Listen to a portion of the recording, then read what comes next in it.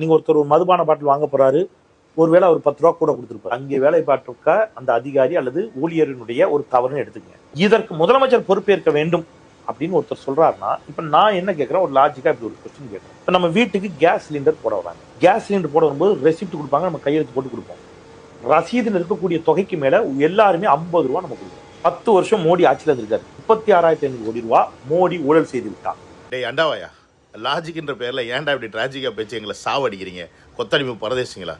சிலிண்டரையும் சாராயத்தையும் compare பண்ணி பேசுகிறதே தப்பு. இதில் உள்ள லாஜிக் மயிறு வேறு, அதில் புள்ளி விவர கணக்கு வேறு. இவருடைய பெரிய விஜயகாந்த் புடிங்கி கணக்காக பேசிக்கிட்டு இருக்க. என்ன நாயே, இந்தியாவில் ஒட்டுமொத்தமாக 140 கோடி மக்கள் இருக்காங்க. ஒரு நாளைக்கு 20 லட்சம் சிலிண்டர் தான் விற்கிறாங்க அப்படின்னா 0.1% அந்த லெவலில் தான் மக்கள் வந்து வாங்குறாங்கன்னு அர்த்தம். ஆனால் தமிழ்நாட்டில் மட்டும் சாராய கடை 5000 கடை இருக்குது. ஒரு கடைக்கு ஒரு நாளைக்கு இவங்க எக்ஸ்ட்ரா வாங்குகிற காசு மட்டும் 20,000 ரூபா. அப்படி பார்த்தீங்கன்னா 5000 கடைக்கு ஒரு நாளைக்கு 10 கோடி ரூபா சம்பாதிக்கிறீங்க. சரி, அதெல்லாம் விடு. நான் கேட்குறேன், சிலிண்டரு அத்தியாவசியம். சிலிண்டர் கொண்டாந்து போடுறது மாதத்தில் ஒரு வாட்டியோ 2 மாதத்துக்கு ஒரு வாட்டியோ, அது வீட்டில் கொண்டாந்து போடுறாங்க. நம்ம 10 மாடி தள்ளி இருந்தாலும் தூக்கியாந்து போடுறாங்க.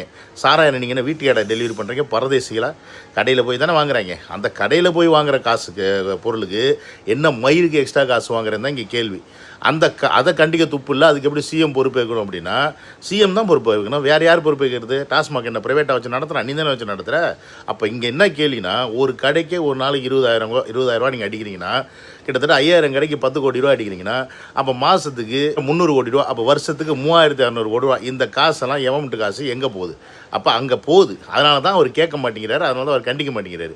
இதில் இவருக்கு சிஎம்கிற வக்காலத்து மீறி வாங்குற எல்லாம் தெரிஞ்சுக்கிட்டு லாஜிக்ன்ற பேரில் கண்ட மாதிரி பேசிக்கிட்டு இருந்தீங்கன்னா உங்களை அடிச்சே சாவடிப்பாங்க தமிழக மக்கள். அது ஞாபகத்தில் வச்சுக்கோங்க.